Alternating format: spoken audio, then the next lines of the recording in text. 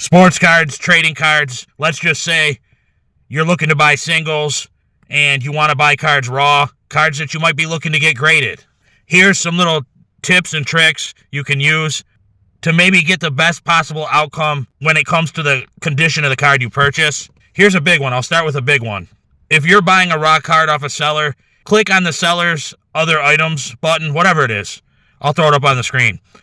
And take a look at their listings. If they're a seller that grades cards, but this particular card that you're buying is raw, then you know without the shadow of a doubt that this seller took a look at the card and the condition of this card didn't meet their expectation to actually send it out and get it graded. Now here's another thing you can do to kind of get an idea of where this card might actually grade. Let's just say this seller has mostly 10s and 9s. Then this seller probably looked at the condition of that single and thought it wouldn't achieve a 9. So that's one way you can kind of get an idea of the condition a particular card you're looking at might be in.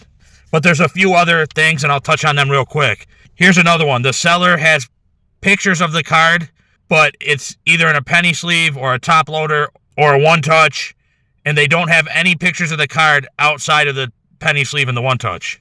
Now, that's not always a dead giveaway that the card might not be in the greatest condition, because some people just don't feel like taking the card out, and they just take the pictures. Maybe they're listing a lot of stuff. In that case, if you message the seller and, you kind of just ask them about the condition, if there's any issues with the card that they notice, if they're honest, they'll usually just either one or two things will happen. They'll either just tell you, yes, the card has some minor surface scratches or dimples, whatever. They'll tell you. Or sometimes they'll even send you pictures of the card outside of the sleeve. And then you can assess the condition of the card. But if they don't message back, whatever, that could be an indicator that that card might not be in the greatest condition.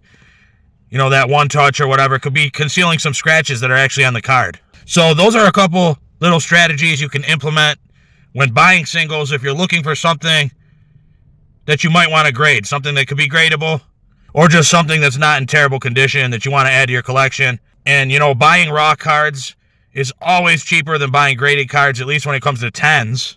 I have noticed 9s are coming down in value. They are. But I would say they're still slightly above buying a raw card, at least at this point in time. So, yeah, if you're looking to buy cheap and possibly get something graded, this is just something you can do. And usually I buy raw cards. That's how I buy them. All right, guys, I get butchered in the algorithm. A lot of people don't do it. But please, if you could take a split second, hit the like button. It would be greatly appreciated.